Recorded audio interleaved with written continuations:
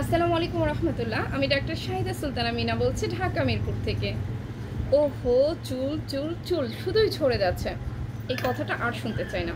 আজকের পর থেকে চুল আর পড়বে না, পড়বে না, পড়বে না। কি করলে চুল পড়বে না?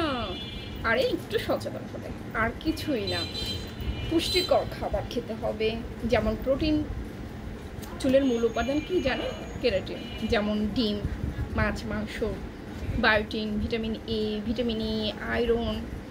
এই খাবারগুলো যদি একটু বেশি বেশি খাই, আর নিয়মিত যদি অয়েল ম্যাসাজ করি, মেডিটেশন করি, যোগা করি, আর কি করা যায় বলেন তো?